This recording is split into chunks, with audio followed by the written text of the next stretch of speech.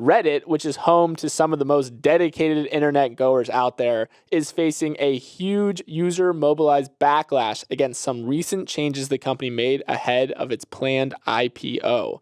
When I say huge, I mean huge. Starting today, between 3,500 and 5,500 subreddits will go dark for the next 2 days.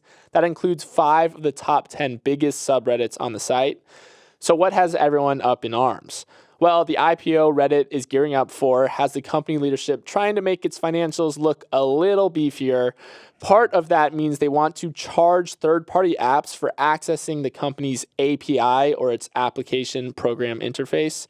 If I had to sum up an API in a couple of words, they are essentially a way for 2 apps to talk to each other. And Reddit has always allowed other apps to talk to it for free, but now they plan to charge some of those bigger apps built on the back of Reddit for using Reddit. And those costs could rise as high as $20 million per year in some cases, so it's not exactly chump change. This has rubbed a lot of people the wrong way, so they mobilized this big blackout campaign with the goal of hurting Reddit's traffic. Neal, this is putting Reddit in a real rock and a hard place, kind of before their IPO. Yeah.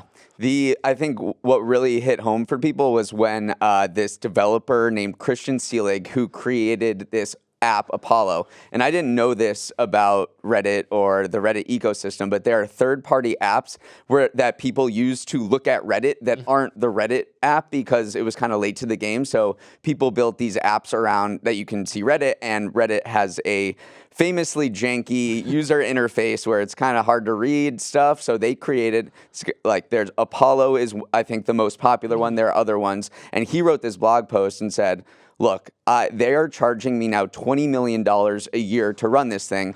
I do not have that money at all. Like, it's, this is not a huge operation. Right. So I need to shut down. And then a bunch of the other Reddit apps like Apollo also said they were shutting down. Yeah. And then he and the Reddit CEO got into this crazy war on words, and they're all like calling each other names. And so it is a complete lack of trust between Reddit leadership and its users and its moderators that kind of make its ecosystem flourish. Yeah, the CEO did an AMA, which is an Ask Me Anything. It's an absolute staple of Reddit culture. And every single answer he responded with got instantly downvoted into oblivion. Reddit uses upvotes and downvotes. And it was crazy. Before it could even be posted, it already had 2,000 downvotes. So yeah, it just illustrates how little trust there is between leadership and Redditors right now. I also was digging into some of the comments across the internet and seeing what the reaction is. And people are going even further than just blacking out and not engaging in these popular subreddits.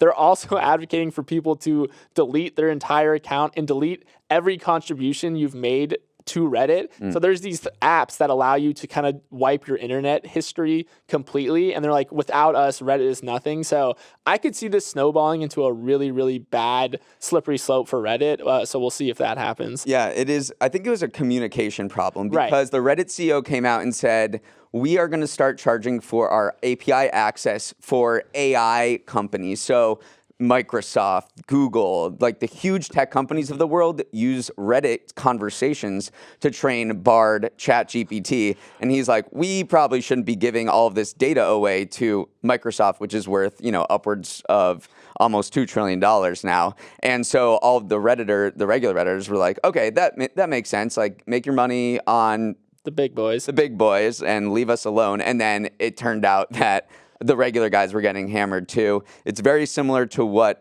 Musk is doing at Twitter. He revoked free API access for developers to build on, and you have these like public transportation agencies that use Twitter data for a lot of things. And honestly, Morning Brew used Twitter API to let us know when someone was mentioning us on Twitter. Yeah. It was a very valuable piece of information because we could see what articles were trending and what people were saying about our articles. That channel has gone completely silent, which has been very frustrating for me, but we're not going to pay Musk tens of thousands of dollars each year. Now we got to do it the old-fashioned way and just scroll through forever. Yeah.